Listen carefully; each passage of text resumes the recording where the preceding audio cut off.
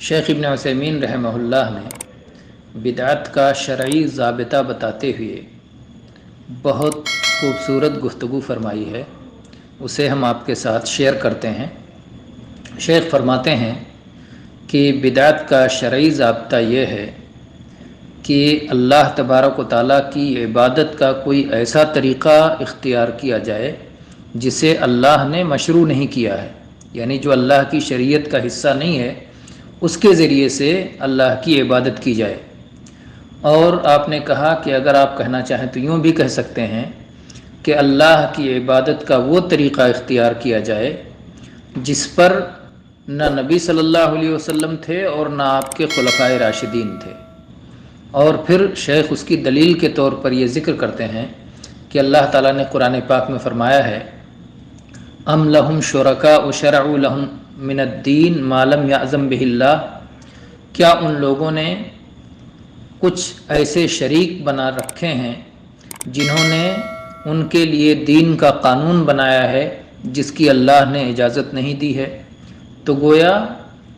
اگر کوئی شخص اپنی طرف سے کوئی دین کا کام بناتا ہے جس کی اجازت اللہ نے نہیں دی ہے، جو اللہ کی شریعت میں نہیں ہے، تو وہ اس آیت کی روشنی میں بدعتی قرار پاتا ہے، کیونکہ اللہ کی اجازت ہی سے کوئی چیز شریعت اور دین بنتی ہے۔ اور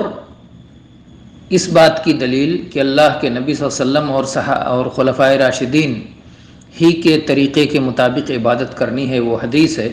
جس میں نبی صلی اللہ علیہ وسلم نے فرمایا ہے علیکم بسنتی وسنت الخلفاء الراشدین المہدیین من بعدی، کہ تم لوگ میری سنت کو اور میرے ہدایت یافتہ صحیح راستے پر قائم خلفائے راشدین کی سنت کو میری بات مضبوطی سے پکڑنا اور اسے اپنے داڑھوں سے جکڑ لینا اور بدعات سے اپنے آپ کو بچانا۔ تو اس میں نبی صلی اللہ علیہ وسلم اور خلفائے راشدین کی سنت کو معیار اور ضابطہ بنایا گیا ہے۔ اگر کوئی شخص اس سے ہٹ جاتا ہے تو گویا وہ بدعت میں پڑ جاتا ہے۔ تو جو شخص اللہ کی عبادت ایسی چیز سے کرے جو اللہ کی شریعت سے باہر ہے، جو اللہ کی شریعت میں نہیں ہے، یا عبادت ایسے طریقے پر کرے جس پر نبی صلی اللہ علیہ وسلم اور آپ کے خلفائے راشدین نہیں تھے، ایسا شخص بدعتی ہے، چاہے یہ معاملہ فقہ کا ہو، احکام و مسائل کا ہو، یا عقیدہ کا ہو، یا اللہ کے اسماء و صفات کا ہو، کسی بھی طرح کا معاملہ ہو۔ البتہ جہاں تک عادات کا تعلق ہے تو عادات اور عرف اور معاملات